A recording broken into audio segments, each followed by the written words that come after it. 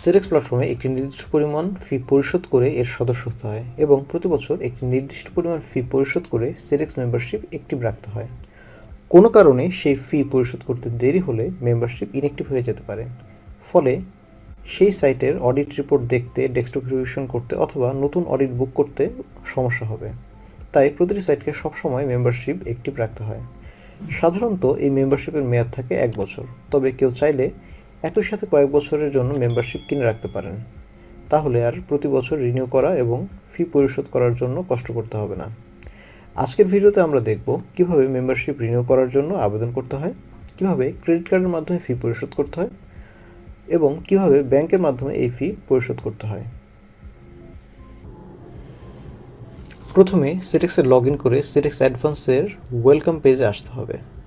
সেখান থেকে সেডেক্স অ্যাডভান্সে ক্লিক করে হোম পেজে আসতে হবে। সেডেক্স হোম পেজের উপরের ট্যাবগুলো থেকে কোম্পানি ট্যাব এবং তারপরে my company tab A click করতে হবে। মাই কোম্পানি পেজে আসলে এখান থেকে পেমেন্ট অপশনে ক্লিক করতে হবে এবং পেমেন্ট অপশনে ক্লিক করলে সরাসরি সাবস্ক্রিপশন পেজে নিয়ে আসবে। যদি আপনার সেডেক্স মেম্বারশিপ ইতিমধ্যে এক্সপায়ার হয়ে থাকে তাহলে আপনার সেডেক্স অ্যাডভান্স সাইটে ঢুকলেই আপনি এরকম একটি নোটিফিকেশন দেখতে পাবেন। এখান থেকেও পেমেন্টে ক্লিক করে আপনি সাবস্ক্রিপশন পেজে আসতে পারবেন। সাবস্ক্রিপশন ফর্মে আমাদের দুটি বিষয় খেয়াল রাখতে হবে, একটি হচ্ছে নাম্বার অফ সাইটস আর একটি হচ্ছে এক্সটেন্ডেড সাবস্ক্রিপশন বাই ইয়ার্স। এক্ষেত্রে আপনি যে কয়টা সাইটের জন্য আপনার সাবস্ক্রিপশনটি আপডেট করবেন সেই সংখ্যাটি নাম্বার অফ সাইটসে লিখতে হবে এবং যে কয় বছরের জন্য আপনার এই সাবস্ক্রিপশনটি নেবেন সেই নাম্বারটি এক্সটেন্ডেড সাবস্ক্রিপশন বাই ইয়ারে লিখতে হবে। ধরুন আপনি যদি দুটি সাইট 5 বছরের জন্য করেন সেক্ষেত্রে নাম্বার অফ সাইটস 2 এবং এক্সটেন্ডেড সাবস্ক্রিপশন বাই ইয়ারে 5 লিখতে হবে। অন্যদিকে আপনার যদি নাম্বার অফ সাইট 1 হয় এবং আপনি যদি 1 বছরের জন্য রিনিউ করেন তাহলে এক্সটেন্ডেড সাবস্ক্রিপশনে লিখবেন 1।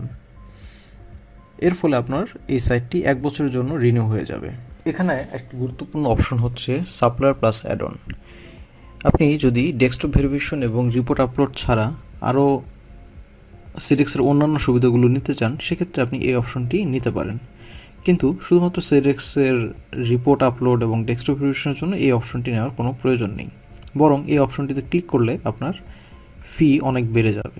এক্ষেত্রে আমরা যেটা করব, আমরা number of sight 1, extended subscription 1 এবং সাপ্লায়ার প্লাস অ্যাডঅনসের টিকটি উঠিয়ে দিয়ে তারপরে ক্যালকুলেটরে আমরা দেখতে পাচ্ছি সাবস্ক্রিপশন প্লাস অ্যাডঅনস ক্লিক করলে 267 জিবিপি আসে এবং আমরা যদি এই অপশনটি তুলে দিই সেক্ষেত্রে আমাদের পেমেন্ট কিন্তু অনেক কমে আসছে।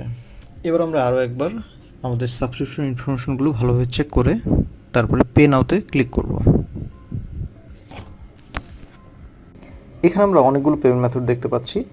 বাংলাদেশে সাধারণত ক্রেডিট কার্ডের মাধ্যমে অথবা ব্যাংক ট্রান্সফারের মাধ্যমে এই পেমেন্টটি পরিশোধ করা হয়ে থাকে। এখন আমরা দুটি পেমেন্ট মেথড চেক করে দেখব। প্রথমে আমরা ক্রেডিট কার্ডের মাধ্যমে কীভাবে পেমেন্টটি পরিশোধ করতে হয় সেটি দেখব এবং পরবর্তীতে ব্যাংক ট্রান্সফারের মাধ্যমে আপনি কীভাবে পেমেন্টটি পরিশোধ করতে পারেন সেটি দেখব। আমরা ভিসা ডেবিটে ক্লিক করলাম। এখান থেকে সরাসরি আমাদের পেমেন্ট পেজে চলে এসেছে। এখান থেকে আমরা কারেন্সি সিলেক্ট করে দিতে পারবো। আপনার ক্রেডিট কার্ডে যদি পাউন্ড থাকে সেক্ষেত্রে পাউন্ড, অথবা যদি ডলারে পেমেন্ট করতে চান তাহলে ডলারও পেমেন্ট করতে পারবেন। এখান থেকে আমরা ডলার সিলেক্ট করে দিলাম। এখানে 3টি কার্ড দেওয়া আছে, মাস্টার কার্ড, ভিসা কার্ড এবং এমএক্স। আমরা ভিসা কার্ড সিলেক্ট করছি। এরপর আমরা দেখতে পাচ্ছি কার্ড ডিটেলসের একটি পেজ চলে এসেছে। এখানে আমরা আমাদের কার্ড থেকে সমস্ত ইনফরমেশন এখানে ইনপুট করে তারপরে মেক পেমেন্টে ক্লিক করলে আমাদের পেমেন্টটি হয়ে যাবে। এবার আমরা দেখব ব্যাংক ট্রান্সফারের মাধ্যমে কীভাবে আপনি পেমেন্টটি করতে পারেন। ব্যাংক ট্রান্সফারের জন্য আপনি শুধুমাত্র ব্যাংক ট্রান্সফারে ক্লিক করলেই আপনার ইনভয়েসটি রেডি হয়ে যাবে এবং পরবর্তীতে আপনি পেমেন্ট অপশনে গিয়ে বা পেমেন্ট হিস্ট্রিতে গিয়ে আপনি এই ইনভয়েসটি ডাউনলোড করতে পারবেন।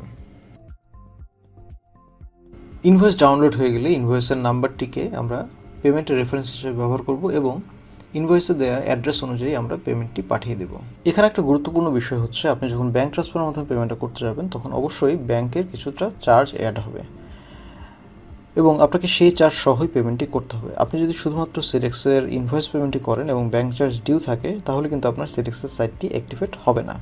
তাই আপনাকে অবশ্যই ব্যাংক চার্জ সহ পেমেন্টটি সম্পূর্ণরূপে পরিশোধ করতে হবে। পরবর্তীতে আপনি পেমেন্ট ডিটেলসে আপনার পেমেন্ট হিস্ট্রিটি দেখতে পাবেন।